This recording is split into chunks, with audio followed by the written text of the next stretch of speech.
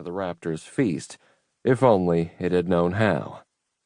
Yes, the urge to mate was strong, but the urge to live was stronger still, and another mate could probably be found. It would probably have offered up its own offspring rather than face the ripping talons and tearing beak.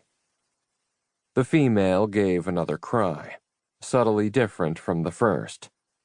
She saw, with satisfaction, her mate swoop down with a terrorizing cry of his own. Aha! There's the prey. She swooped, exulting in her own ferocity. How the contemptible thing tries to avoid me, to save its miserable life. No use, little one, for the god of eagles has placed you here for me. The eagle's feathers strained as they bent under the braking maneuver. Then came the satisfying strike of talons, the delightful spray of blood, and the high-pitched scream, so like a baby of one of the bipeds that dominated the ground here and guarded the goats that consumed the grass. The female called to her mate, "Eek! Eek! Come and feast, my love." Slowly, the trembling subsided. The hare wasted no tears for the one that might have been its mate.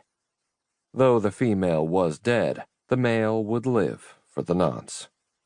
It would feed, even as the raptors fed on the corpse of the female. How much better, then, a man than a hare? Part 1. Chapter 1. Where now is the ancient wealth and dignity of the Romans? The Romans of old were most powerful. Now we are without strength. They were feared. Now it is we who are fearful. The barbarians paid them tribute. Now we are the tributaries of the barbarians. Our enemies make us pay for the very light of day, and our right to life has to be bought. Oh, what miseries are ours! To what a state we have descended. We even have to thank the barbarians for the right to buy ourselves off them. What could be more humiliating and miserable? Salvian of Marseille, 5th century A.D. Grolonhai, province of Afrancone, 12 Safar, 1527 A.H., 23 March, 2103. "Wonderful strike," applauded the man on horseback, slapping the stock of the rifle in the saddle holster at the horse's right. Muhammad was his name, though as Muhammad was the most common name in Europe, this was less than significant individually. "Wonderful strike, Rashid," he repeated. A third man, Bashir, agreed.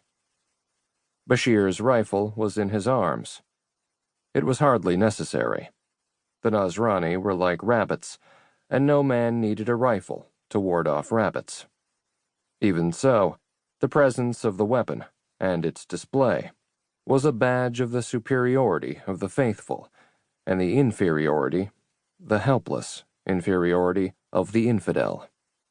Virtually all of the masters carried them almost all the time they were in public. There was quite a lively trade in personal arms, too.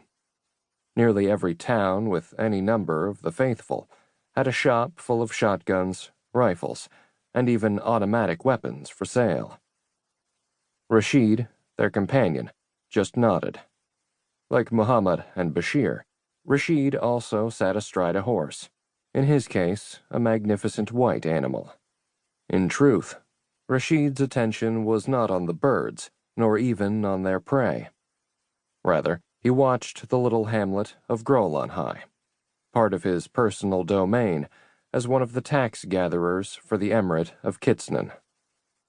Grolonhai did not have an arms dealer.